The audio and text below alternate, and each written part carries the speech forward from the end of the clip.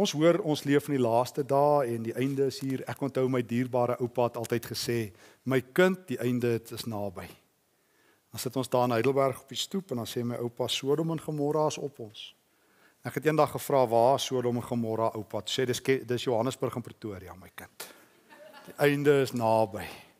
En toe gaan werk my ma en hy het my gesê, hy was so bekommerd oor my ma, want sy het lank in Johannesburg gewerk. Hy sê, maar ons het haar deur gebid.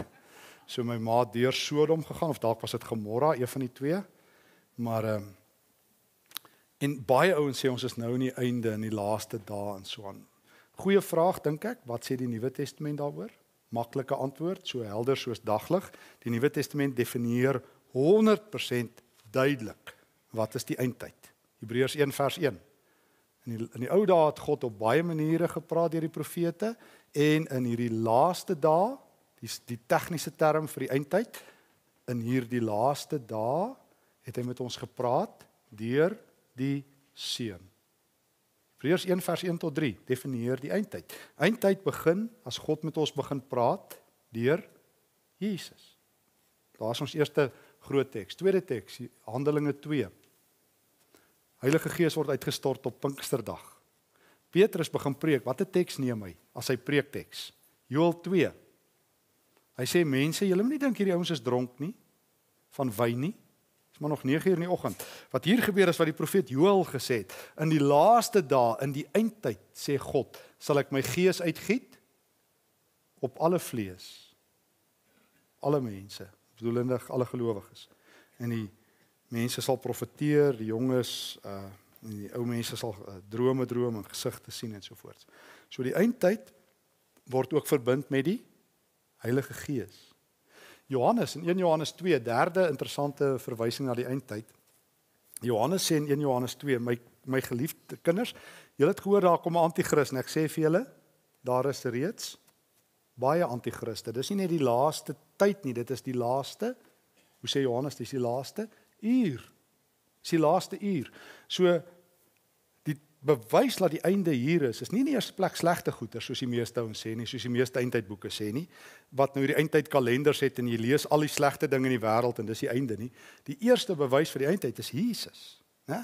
Christene moenie altyd net die slegste goeder soek nie. Jesus het die eindtyd gebring. Hy is die Here van die eindtyd. Die Gees het gekom. So hoe gaan die kerk dit maak in die eindtyd? Die Gees is hierso. En dan eers sê Johannes, die anti-kris, en daar's baie anti-kriste, meervoud. Dis elkeen wat sê Jesus is nie die Here nie. 2 Petrus 3 maak dit ook so. Hy sê, julle het gelees dat daar in die einde mense sal wees wat sê, wanneer kom die Here? En dan slaan hy oor, dan begin hy van julle praat. So Petrus veronderstel, sy lesers is in die eindtyd, die laaste dae. So wanneer begin die eindtyd? Met die eerste koms van Jesus. Wanneer hou die eindtyd op? Met die tweede koms van Jesus, sê die Nuwe Testament. En dit klink, ekskuus dat ek dit sê, maar ek moet dit sê. En dan lees ek hierdie boeke en ek luister na die ouens wat so oor die eindtyd praat en ek dink myself, jette mense, julle nie nog Bybel gaan lees nie. Jy hoef nie eens eksegese te doen nie. Soos my kollega daar by Tikkie so Yuri Leroux altyd gesê het, party mense kort net 'n leeskennis van die Bybel. Jy moet dit nie eens verstaan, jy moet dit net kan lees. Jy moet net kan lees, dan is die antwoord daar. Vra nie eers uitleg nie. Ek meen, as jy Hebreërs 1 lees, in hierdie eindtyd het ek gepraat deur die Seun. Ek bedoel, hoe ingewikkeld is dit? Net die Bybel glo. Maar dit is dalk nie spektakulêr genoeg nie, om die Bybel te glo nie. So die eindtyd, van die eerste koms tot die tweede koms. Hoekom noem die Nuwe Testament dit die eindtyd? Want dis die tyd van die Messias. Dis wat eindtyd beteken. Dis die tyd tussen die twee komste, waar die Messias met sy arm om die pilare van die tyd staan. Eerste en tweede koms. So die Messias is die Simson van die tyd, wat die tyd kan beheer. Laaste vraag.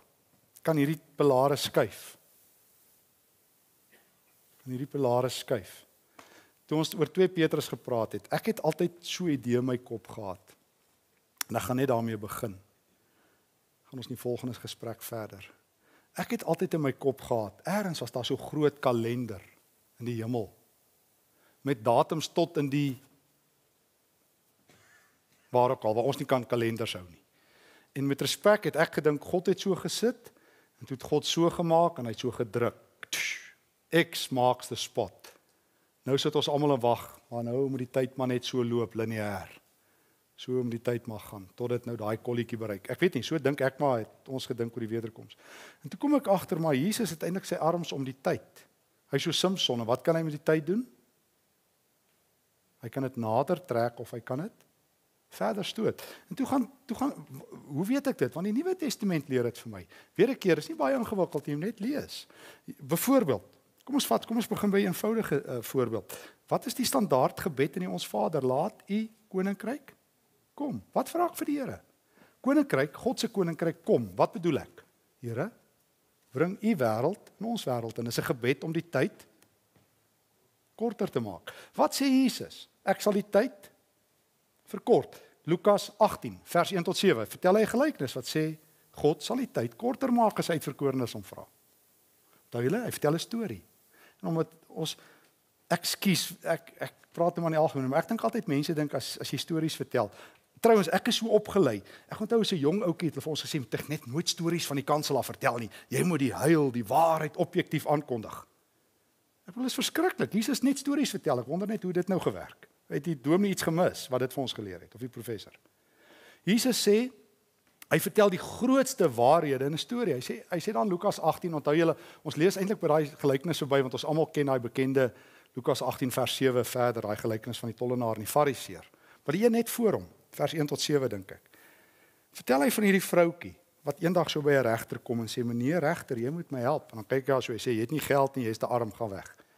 Dan kom hy vrou weer die volgende dag sê meneer regter, jy moet my help. Ek is 'n saak, ek het nie geld nie. Dan sê hy gaan net weg. Jy het nie ek is te belangrik. En uiteindelik, wat sê Jesus? Help die regter haar. Hoekom? Want hy's bang sy gaan hom verduidelik. En 'n regter wil nie hê 'n vrou moet jou verduidelik nie. Haal dalk die san. Jy wil nie daai stories in die koerant hê dat 'n vrou 'n regter geklap het nie. Dan doen die regter uiteindelik goed. Dis 'n onregverdige harde regter. Nou sê Jesus, hoeveel te meer sal God nie die uitverkorenes wat dag en nag na hom roep help nie. Hy sal hulle help en gou ook. En dan pas Jesus dit op die wederkoms toe. Dan sê hy, dan sluit hy met 'n retoriese vraag af, maar sal die seun van die mens by sy koms geloof op aarde vind? So vra vir God. Ja? Dis wat hy gelykenis sê. Vra vir God as 'n onregverdige regter beweeg word deur 'n vroutjie. Hoeveel te meer sal God nie deur sy kerk beweeg word nie. So vra vir God. So ons het al die Ons Vader, ons het al hierdie ene. Hoe sluit Openbaring af? Ja, maar goed, met 'n slot, né, maar ek bedoel inhoudelik hoe. Wat is die laaste woorde wat ons oor en oor hoor? Die Gees en die bruid sê vir Jesus wat? Kom. En die Here Jesus sê kyk, ek kom gou. Maranatha, is die woorde waarmee die vroeë kerk mekaar gegroet het. Wat beteken Maranatha? Die Here kom. Of is ook 'n uitroep, 'n lofroep. Kom Here. Maranatha in Aramees. Kom Here. So die vroeë kerk mekaar gegroet. Hulle het mekaar gesê, weet julle wat, die Here kom. Of as hulle saam nagmaal gehou het, kom Here. Asseblief, kom. Né? En wat sê Jesus? Ek sal kom.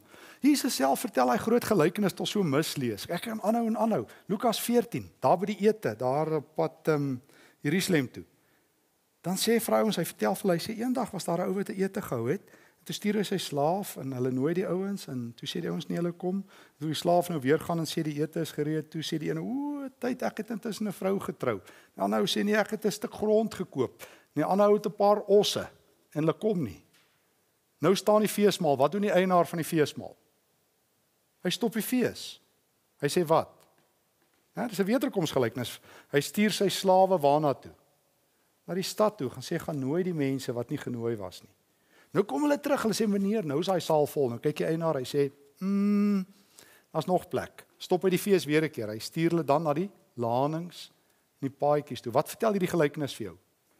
God stuur die tyd. Wat bepaal of die tweede pilaar, die wederkoms, inkom? Hoe vol of hoe leeg God se feesmaal is. Né?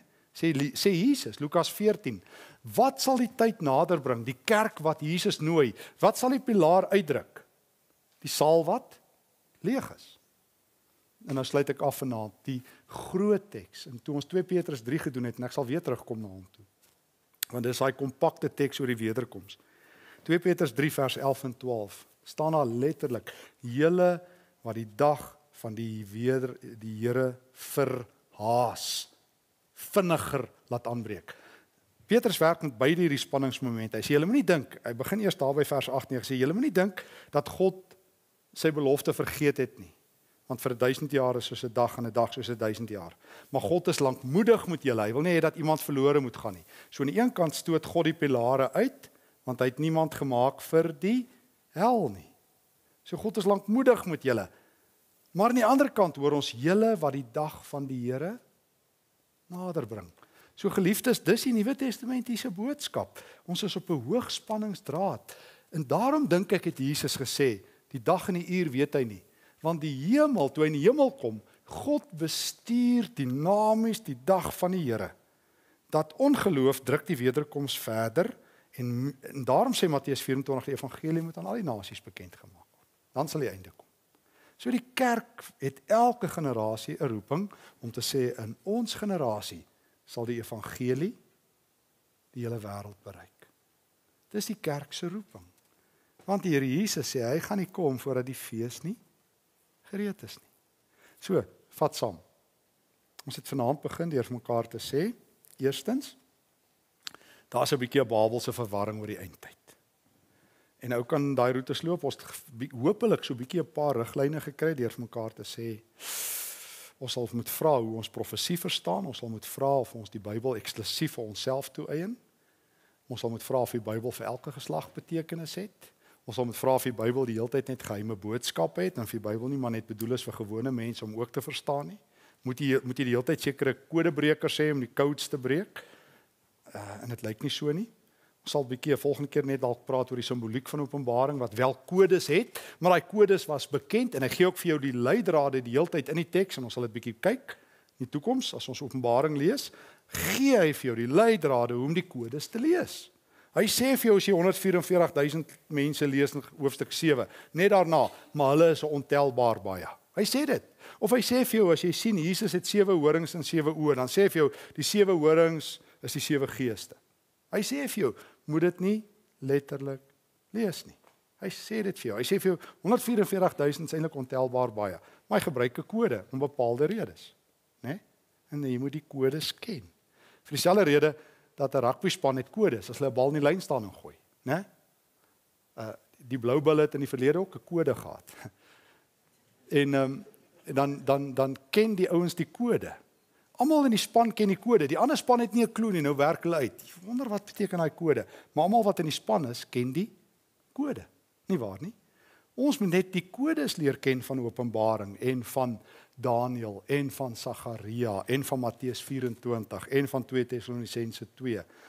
Maar as jy nie daai kode ken nie, storm jy op 'n dag braai teks by en sê, "Het jy gelees Openbaring 13 sê ons gaan 'n chip voor ons kop kry?"